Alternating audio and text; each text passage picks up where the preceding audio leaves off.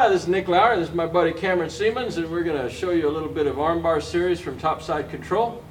This is just a basic element that fits in with the envelope series that we like to practice. When you have a side control on the man, a Kazuri Kesa position, you're in a great opportunity as he tries to move into you and drive you away. Go ahead and drive me away. Oh, yeah. Natural reaction as he rises in and presses in is he comes to his side of his body. And the first element of control we're going to look at as he starts driving into us, because if he tries to go away, if he tries to just turn away from us, he winds up in a pocket.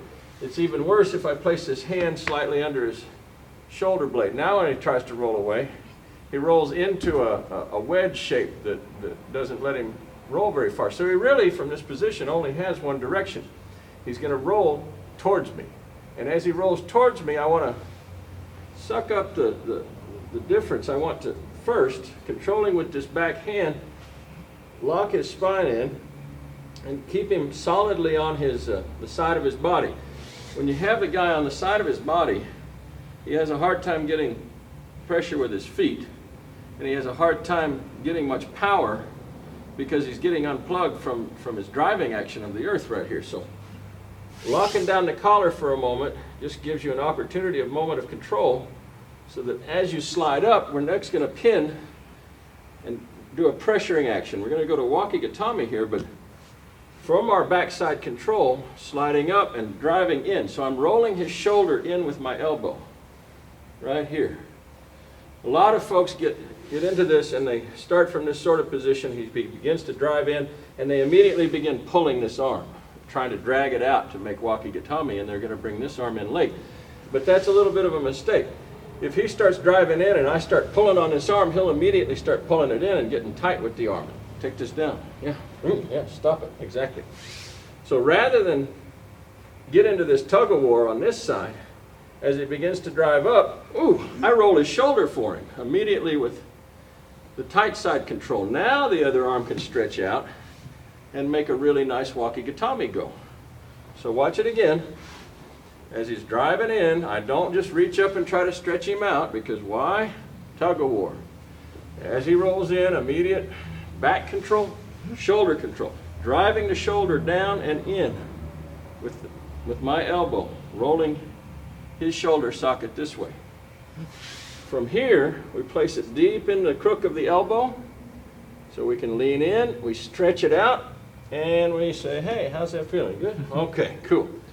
Now, he may be a bear and take this away from us. People do. He gets a little solidity under him and he starts curling. He's curling his arm. He's taking it away. And as he does so, I'm going to change from my outside arm to my inside arm right here. I'm maintaining a good pressure to keep the surface of the back of his arm flush up against my chest. My enemy, as he starts taking this away from me, this wakigatami, is for him to get a little space here. No space allowed. So, wakigatami, the arm begins to curl, hand change to the other side. Now once it starts coming up, I can just hold this coil on him and effect a coil armbar right into his shoulder.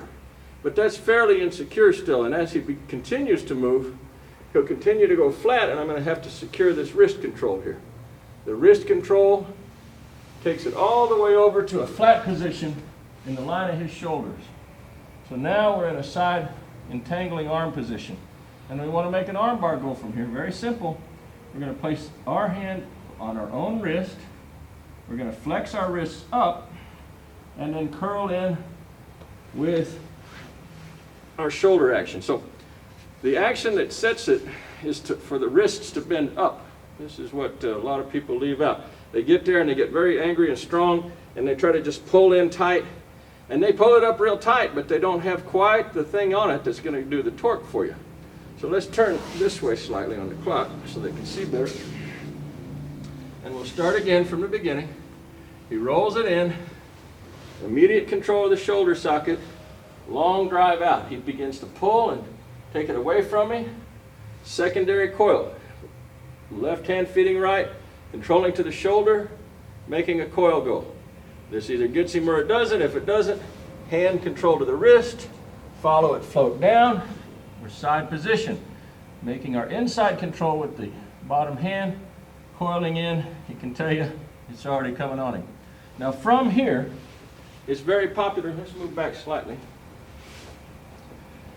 From this control, it's very popular for the man to break this wrist loose, to twist it out, bam, like this, and escape and see his arm begin to go where it's wanting to go.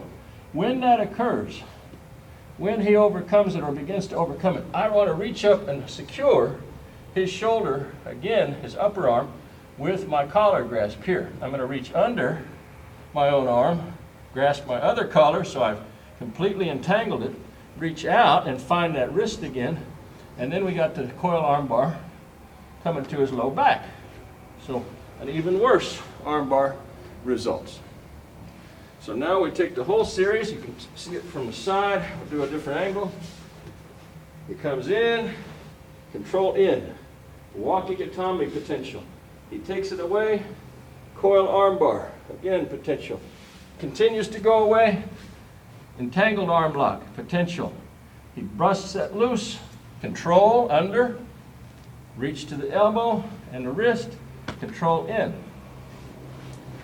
That's the general gist of the armbar series that we like.